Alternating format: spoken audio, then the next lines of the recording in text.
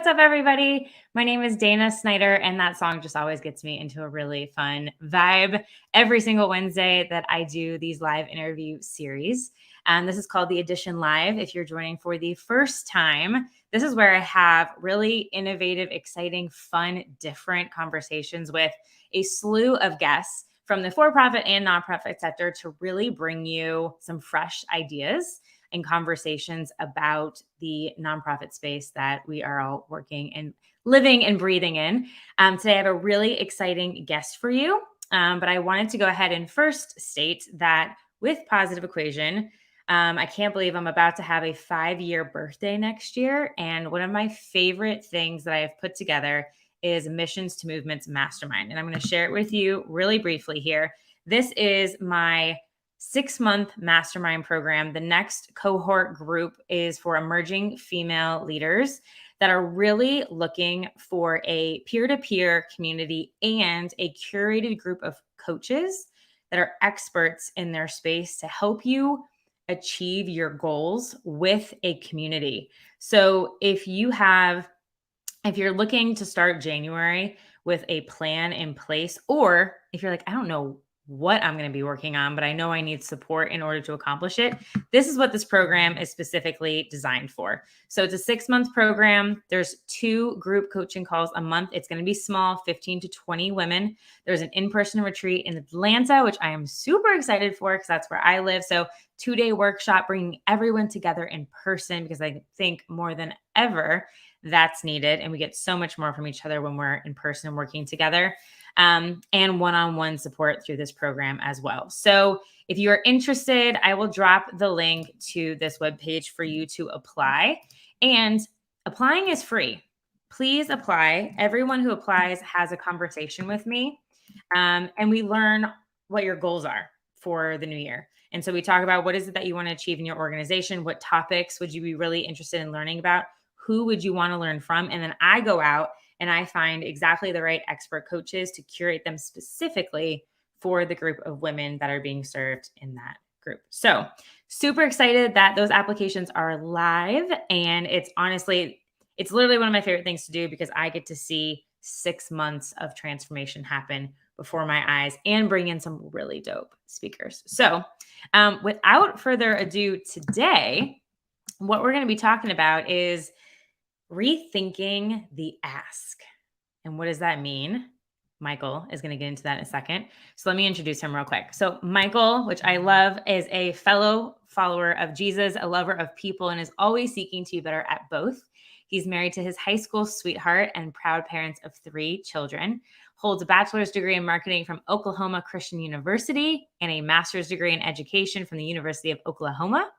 And before serving at the Christian Alliance for Orphans, he served as the Director of Development and Marketing for an international water nonprofit. I did not know this, working to eradicate the water crisis in 14 African countries. This is amazing. He enjoys to do a lot of the things that I like to do, so we're going to be fast friends. Teaching, reading, writing, music of all kinds, travel, yes, please, shenanigans with the kids, fighting street gangs for charity, and has recently become very enthusiastic. This is probably the key reason we're going to be best friends, about roasting coffee. So without further ado, hey, Michael. Hey, Dana. Hey, happy birthday. Happy thanks. 5th birthday. Almost, yeah. 5 years is crazy. I still can't believe it. In 2017, I was pacing the streets of New York City and decided to quit my full-time job. And I was like, I'm just going to do it. It's going to work. And look at you now. Right. Oh, hey, Christy. I love it. You had me at Jesus. There we go. Good to see you, Christy. Thanks for being here. That's awesome. So let's dive right into it. So Michael, can you share more about your story and how you got involved with, do you break it up like that? I put CAFO. Do you guys call it that way? Okay. CAFO, yeah. CAFO. Great. That's great. So CAFO is the Christian Alliance for Orphans, and sort of grew up around a lot of this. I have 8 adopted cousins. So adoption and foster care was just sort of a normal part of my life growing up. And like a lot of people, stumbled into fundraising right out of college and did it for a few years and really was one of those things that I really enjoyed. And it was kind of fun for me, which, as I understand now, is like, this is not a thing that everybody enjoys. And so I had been doing fundraising for about a decade and a half and was at the water nonprofit. And had always thought, like, one day I'd like to get into teaching and coaching fundraising. But I thought, that'll be later. That'll be down the road. And I got an email out of the blue from CAFO that said, hey, we're launching a program. We're a membership alliance. We serve 200 different faith-based nonprofits in the foster care and adoption space around the world. And we're launching a new program to provide fundraising, teaching, and coaching for free for our members. Found you on LinkedIn. Would you be interested in learning more? And I thought, Power of LinkedIn. Power of LinkedIn. And so it was a perfect fit. Loved the leadership there.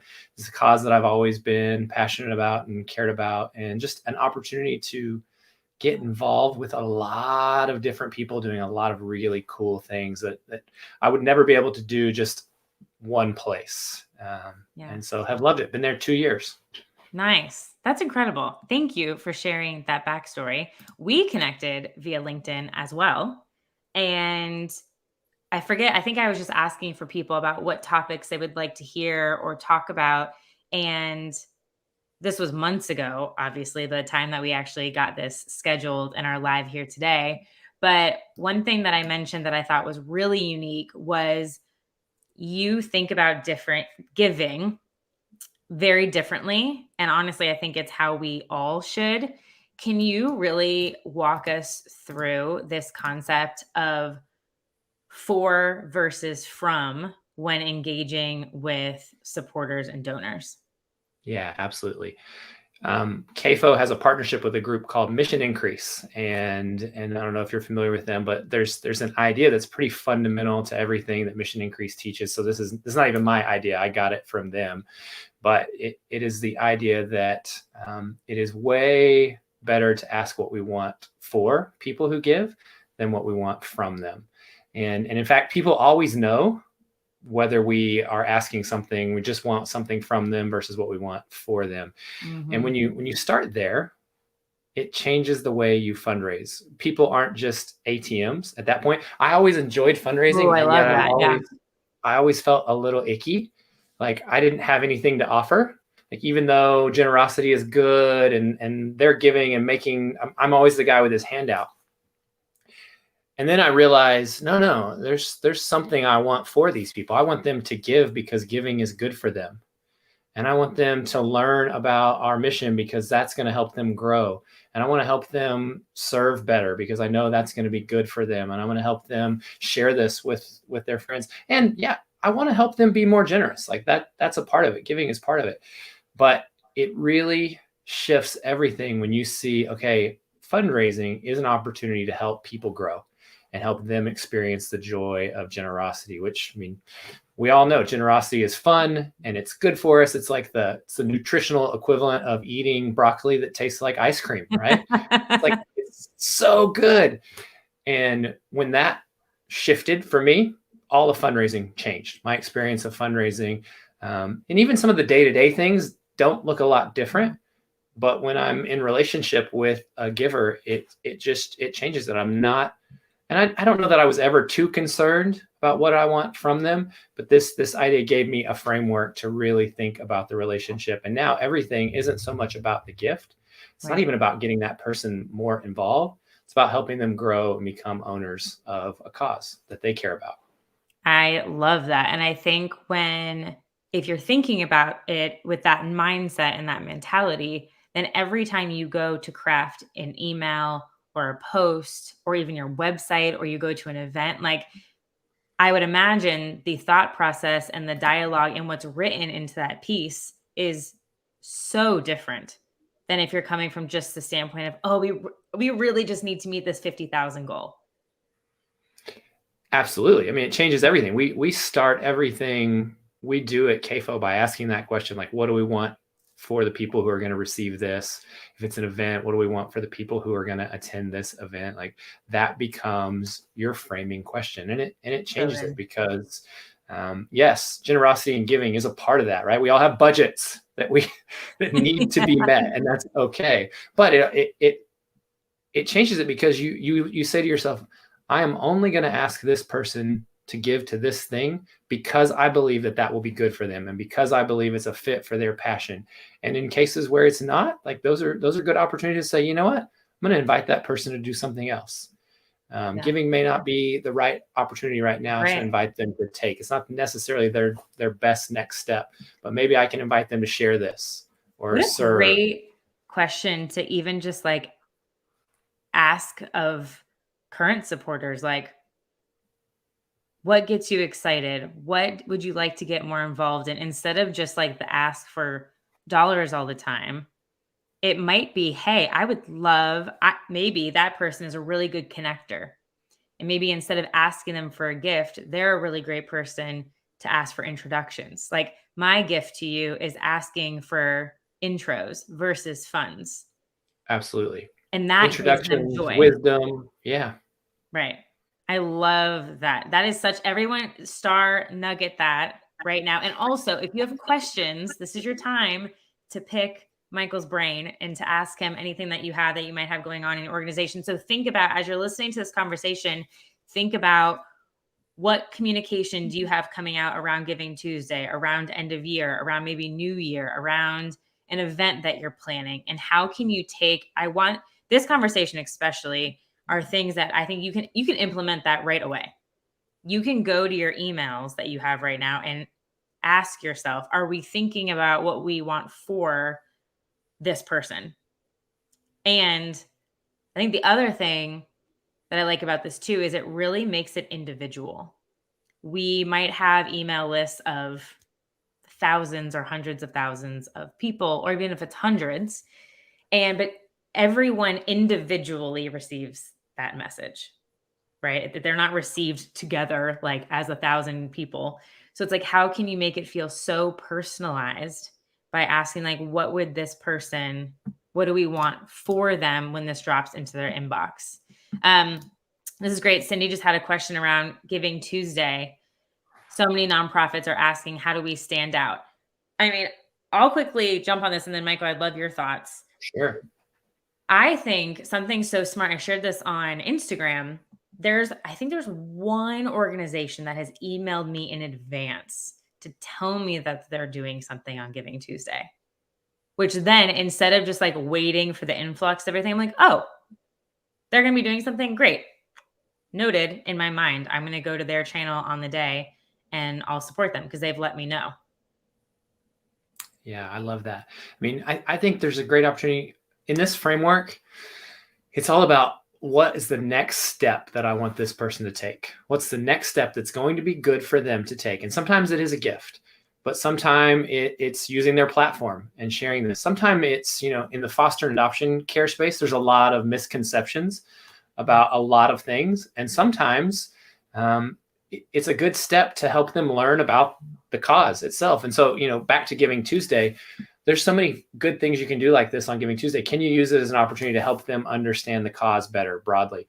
At CAFO, we're a membership alliance, so this is like, it fits for us, but we use that day to promote our members and the work that they're doing, and not ask for gifts to CAFO.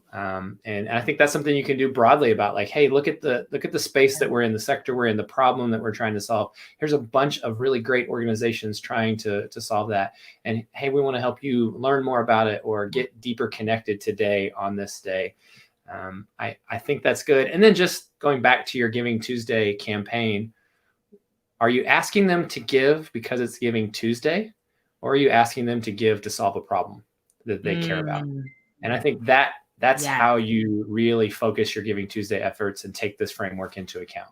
100%. I always say, there was somebody in my Facebook group that said their goal was to raise $7,000 on Giving Tuesday. And I was like, why $7,000? What is that? Is that an impact goal for something? Like, do you really need to having a very specific goal works great if it's very timely and it's very urgent, because people want to back that and feel like they're part of a community to make something happen. So if you can talk about those things, otherwise, I think that's great. Giving Tuesday, regardless if you're asking for funds, is a great day because there's so much awareness about the day.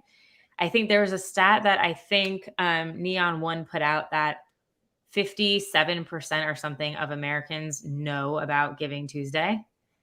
And so do something on the day. You're not going to be shadowed out. Like, your supporters are going to look for something from you. So, but it doesn't have to be this massive hoopla event. But I think it should be strategic to your point of, do you need to ask for funds on that day? Like, what can that help you culminate and do? So I love that, which actually leads really nicely straight into our next question. So when we spoke earlier, you mentioned that people care about solving problems, right? So through the work you do, how do you show people how you can help them put their resources to work and really solve the problems that they care about? Yeah. So I think the Home Depot does this really well. You talked about birthdays. If I'd have bought, I saw a list the other day that said the stock that had done the best since the day that I was born was Home Depot. And so if my parents would have bought me one share of Home Depot on the day. So Home Depot does this really good. What do they say? They say, you can do it. We can help. And I don't know if that's their saying anymore or not.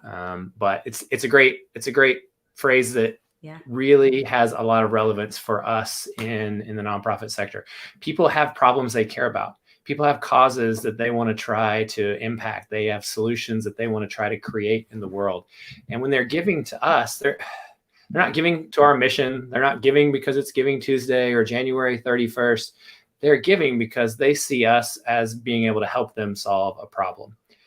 And if we can remember that, and we can layer that into our fundraising and our messaging and our communications, I mean, it's almost as powerful as changing the from to for.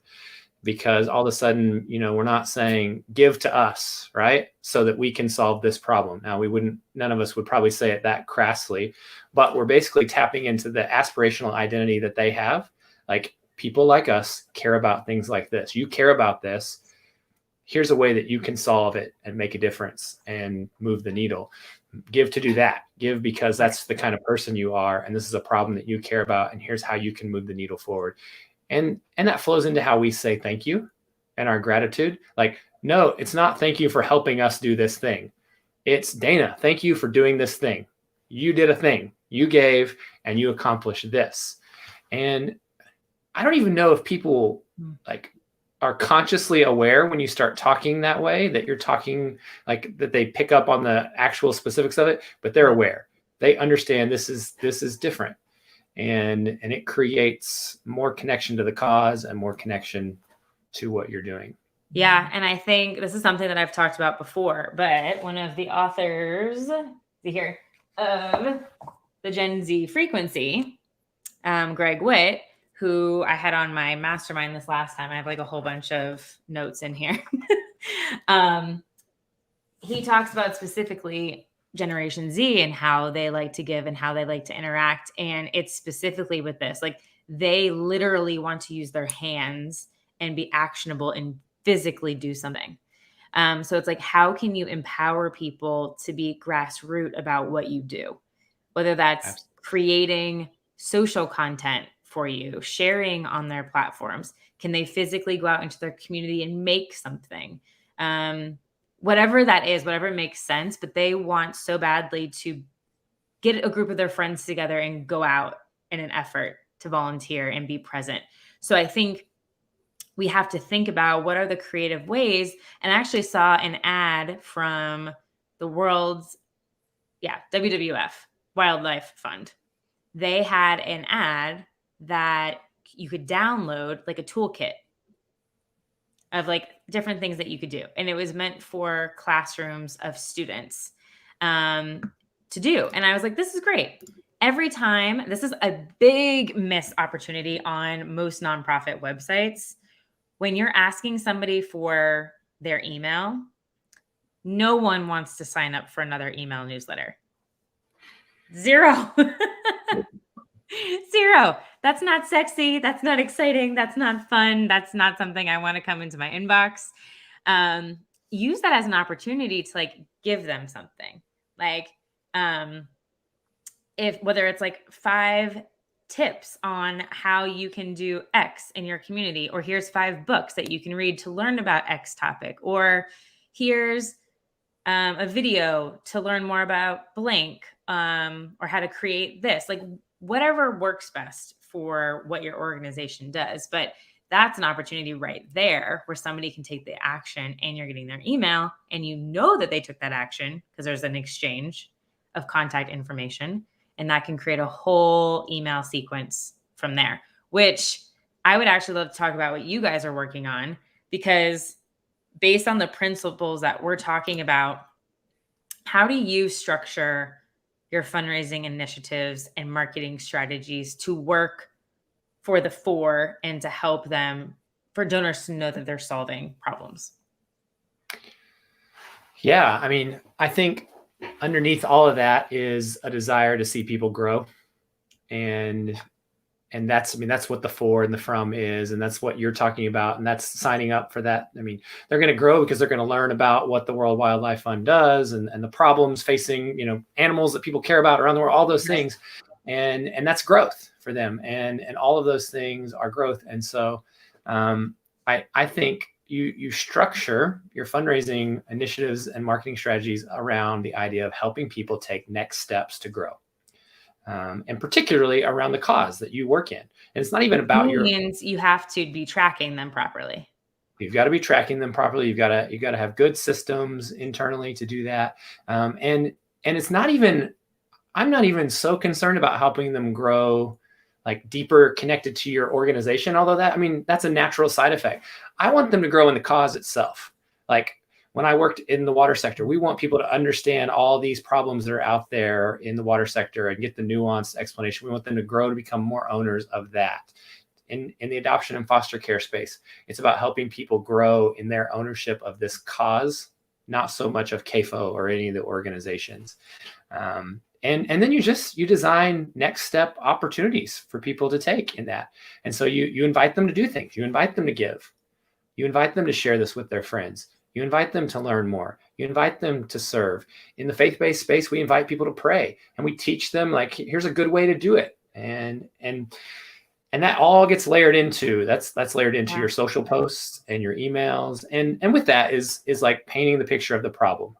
Yeah. I was going to ask you, how have you in the past tracked, or is there a way to track that personal growth that's happening? Yeah. So I mentioned Mission Increase at the very beginning of this. They have this great framework called PEO, and it stands for participation, engagement, and ownership. And then it's got those 5 categories that I just listed: giving, serving, sharing, learning, praying. And what you do is you give people a score on each of those 5 categories, and you say, is this person a participant? Are they just getting started in this particular area? Or are they more engaged? Are they in the middle? Are they like showing some ownership? All the way over to the O category, that is like they're replicating our staff. Like they're bringing other people along. That's what owners do. And you can build that into your CRM system. You can use old fashioned paper. I'm a Gen Xer. And so like just right on that line. So I don't care if it's a paper file or it's fully integrated into tags and things like that into your CRM. But yes, I think you can definitely track that. That's amazing. I love that. Participant, engagement, owner. Mm-hmm. Or I guess it's really participator, engaged, owner, right? Technically. Yeah.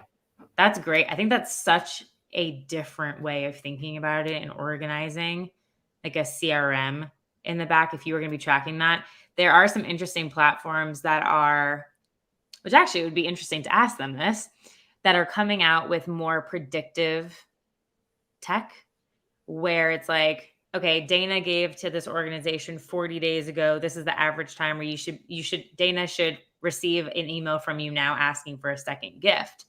I wonder, instead of like that second gift that we always say, it's this next step. Yeah. So I coach ministries to have a playbook of those opportunities. Like these are all the things that we invite people to do in all these categories.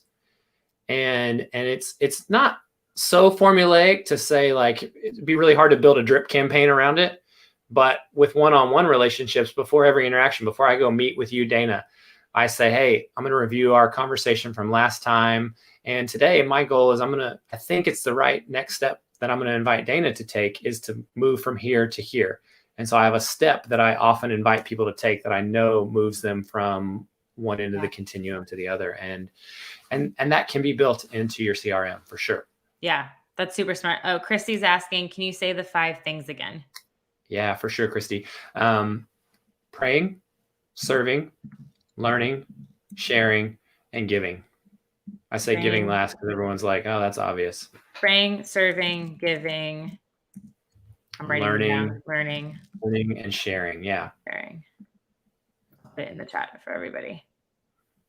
That's amazing. And then I love I'll also put in here the PEO, which is participant, engagement, and owner.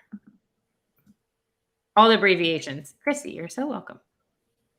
Awesome. I love that. So yeah, everybody can take a few notes on there. And I wanted to, while we're talking about this, you guys are working on a campaign that I just wanted to bring up here real quick. Can you walk me through? One, I love that you're using Fundraise Up as your donation tool. I think they are one of the best. But can you talk us through exactly kind of like how everything that you've talked about and how you're integrating it into this campaign? Yeah, so CAFO is a membership alliance, and so we don't do direct care with kids and families. What we do is we strengthen other nonprofits doing that work. And so there's a lot of good work happening out there and would continue to happen with or without CAFO. One of the problems that we really exist to solve is that a lot of it would happen in isolation and people would feel alone. And, this past 2 years, there's been a lot of that isolation, but in the world of adoption and foster care, particularly if you're serving on the front lines in an agency doing this work, it's lonely, it's hard. And so tapping into that and like, that's the problem. Well, what's the solution? Well, let's let those people know that we're with them. And so tapping into like, that is a problem that a giver can get their mind around. So this theme of we are inviting people to say, okay, here's the problem. The problem is isolation. What does CAFO do? We come alongside them and help them not be alone. Is that something you want to do? Join us in that. And so, on that, and I'll tell you, we haven't even like publicly launched this just yet. So this is like the soft launch. This is kind of fun. That's the picture we kind of try to paint as we scroll down that page. Now, could we do it better with some more specific stories? Probably. But at this point, because we don't do a lot of direct care, sometimes the stories are a little harder. So we're trying to tap into these aspirational things that every giver wants to do. And if I can make a gift and help somebody else not feel isolated and alone, and that person sticks with this longer, like how many more kids and families can that person help over their lifetime? So CAFO's case for support is a little bit more nuanced because we don't do direct care. But that's the picture we're trying to paint here on this campaign landing page. Awesome. And I love how, if people are noticing, when I go down this page, there are multiple different opportunities that look different to give. So I just passed 2. I just passed a third that all leads to the same pop-up that I go through. I X'd out. So now I have my nice little e-com here pop up that says complete your gift. As I continue scrolling down, there's another give today. So there's multiple opportunities showcasing to me recent gifts so that you're highlighted. So this is great. Yeah. And so with all the communication, then you use the with is your main kind of like communications that pulls the campaign together. Yeah. And I'll tell you, if you scroll back up to almost the top there, this is like something I learned from Next After. I'm sure you've talked to them before on here. Yeah. There's a giving thermometer, a progress meter there. It's hidden right now because it's really depressing. And I always want to give a plug for those around this time of year, like have a giving thermometer, but keep it hidden until you've got some good progress. Oh, and then turn it on. So it would be just above the match language there. And so that's a real practical thing that you can do. People like those. They motivate people to give. But if you show them too soon, they can actually be demotivating. That's right. Give them some traction to see some movement before you put it up. Yeah. Super smart. So as people think about 2022, 2023 even, what are you seeing like as a consultant in this space, as somebody who works hands-on with organization, especially with what happened with COVID? How are you thinking about sustainable giving plans moving forward? Yeah. So I think what we have learned and are continuing to learn the last 2 years is that generosity is not going away. 100%. Generous people want to solve problems. They care. They want to give. They want to respond. They want to show up. That's part of who they are. And so I think we would do really well to remember that in all of our planning as we look ahead, to say, like, generous people will always show up and be generous. Now, what do we want for them? Once again, we want to help them be generous in more effective ways. And we want to help them be generous in solving the problems that they care most about, right? And I realize I sound like a broken record, but I think this stuff applies to everything. Yeah. And so I think, that's one of the things on the horizon, is just remembering that, yes, new methods are going to come along, and new tactics and new technology, but at the heart of it, generous people are always looking for problems to solve. And so can you paint a picture of a problem that you solve, not in a sensational way, just painting a picture of the problem, and show people how they can help solve it, and how they're giving and they're serving and they're learning and they're sharing, and in our case, they're praying, can help solve this problem. Yeah. And if you can do that, if you can connect those dots for people, your planning for the future will be just fine. I love that. I think what's interesting is one of the causes that's really near to my heart is human trafficking. And so I've given to a lot of different organizations in that space. And now that you're saying this, I mean, the reason that I give to them is because I want it to end, because I think it's horrific. Yeah. And I would love to know, what I actually don't know as a donor is, are we getting closer? Right? Have the gifts, are we getting closer to prevention and stopping, like, the perpetuity of the problem? Or are we just, like, that's really interesting for me as a donor, because I think now I've given to so many. I've been involved for 10 plus years in giving to causes like this. I would love to know, after a decade, has there been change?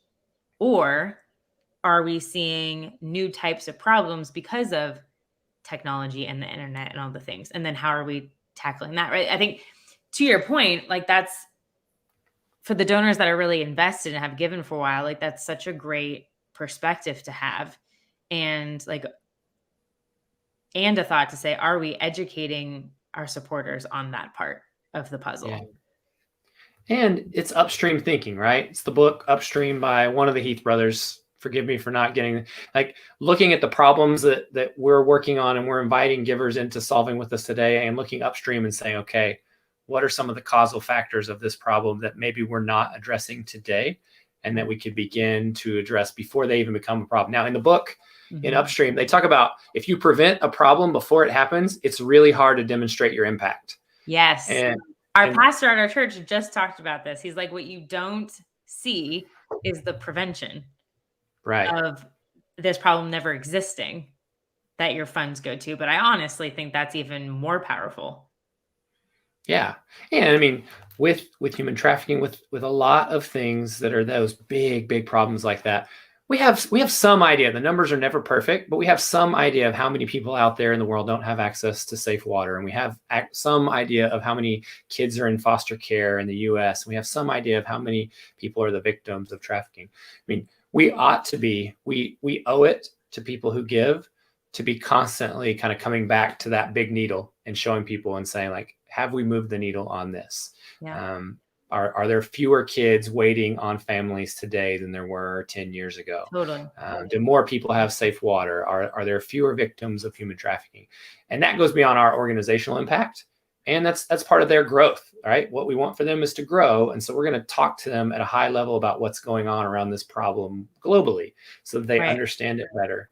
And that in turn helps them hold us accountable. That goes to your education part.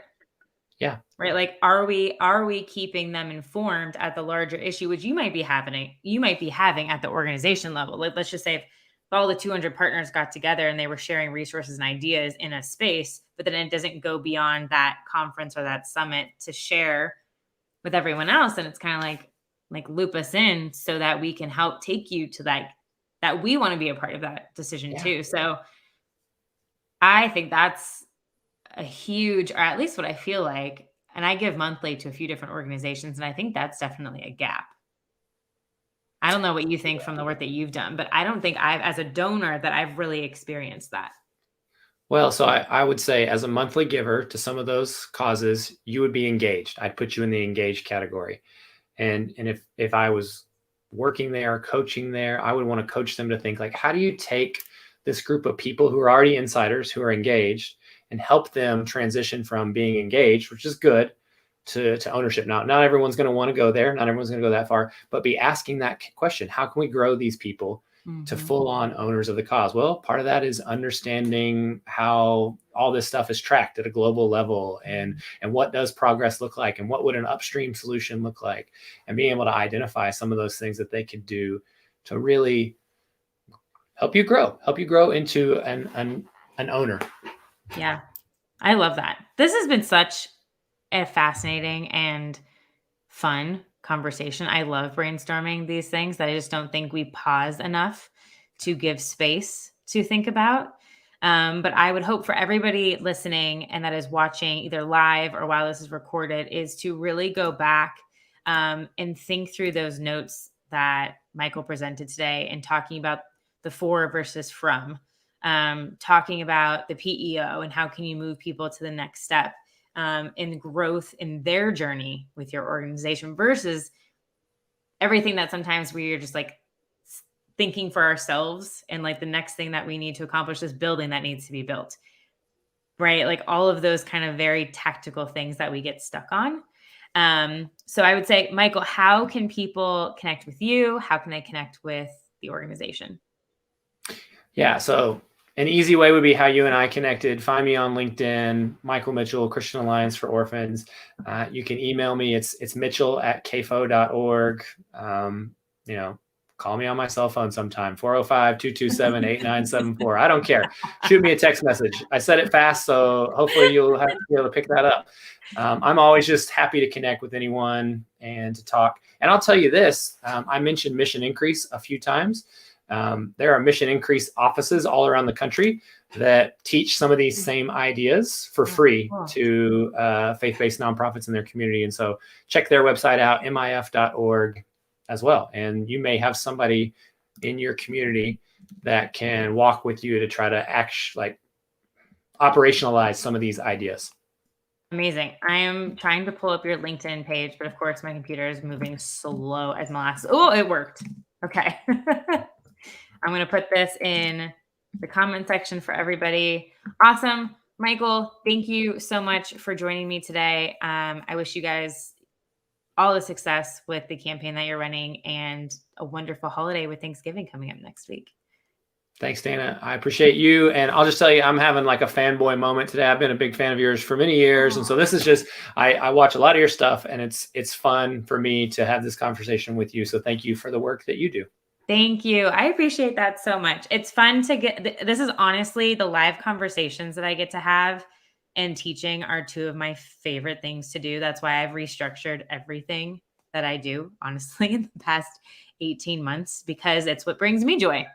So I've realized what do I love to do? And so it's nice to I work in a silo, right, as a solo entrepreneur most of the time. So it's really nice to hear that from people live, even though I'm not sitting across from you at a table, but still all the same. So we really appreciate that.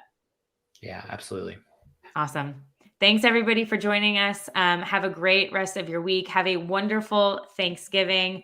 Go support whoever warms your heart and gets you excited and thinks about you for Giving Tuesday, and where you think that you can see growth personally for yourself when it comes to your vision for helping organizations that need it all so much. So again, thank you everyone, and I'll see you next time.